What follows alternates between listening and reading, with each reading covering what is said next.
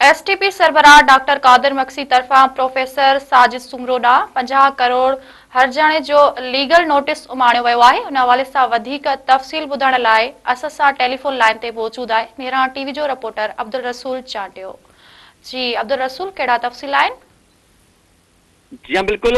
Social media ते तकरारी बयान बैद नओं कानूनी मामलो साम्हूं आयो आहे।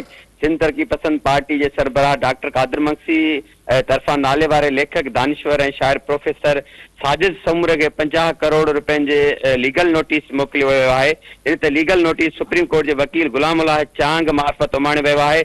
नोटिस में मौक़िफ़ अख़्तियार कयो वियो आहे त प्रोफेसर साजिद सुमरे सोशल मीडिया के मुख़्तलिफ़ टूल्स ते डॉक्टर कादिर मक्सी खिलाफ़ तौहीन आमेज़ ऐं बेबुनियाद इल्ज़ाम लगाया आहिनि, जंहिं सबब डॉक्टर साहब जी जेका साख आहे उहा मुतासिर थी आहे। जिन ते नोटिस मूजिब एक मखसूस सोशल मीडिया पोस्ट जो हवालो ॾिनो वियो आहे, जेका असांजी जीएम सैद जी सालगिरह जे मौक़े ते रखी वई हुई। उन पोस्ट में इस्तेमाल थियल ॿोली ते सख़्त एतिराज़ ॼाणाईंदे चयो वियो आहे त इहे जुमिला ज़ाती तौहीन ऐं किरदार कशी जे ज़मरे में अचनि था। इन जे लाइ प्रोफेसर साजिद सुमरो तरफ़ां सोशल मीडिया ते एसटीपी सरबराह डॉक्टर कादिर मक्सी जी किरदार कशी करण सां गॾु बेबुनियाद इल्ज़ाम लगाया विया आहिनि, जंहिंजो 14 ॾींहंनि अंदरि जवाबु ॾिनो वञे। जेकॾहिं 14 ॾींहंनि अंदरि जवाबु न ॾिनो वियो त अदालत में वञण सां गॾु पीका एक्ट ते केस दाख़िल करण जे लाइ रुजू कयो वेंदो। इन खां अलावा साइबर जेका क्राइम विंग आहे उन में बि जेका आहे दरख़्वास्त जमा कराई वेंदी ऐं मक़ामी जेका अदालत आहे उन जो दर बि खड़कायो वेंदो। जंहिं ते एसटीपी सरबराह डॉक्टर कादिर मक्सी तरफ़ां सोशल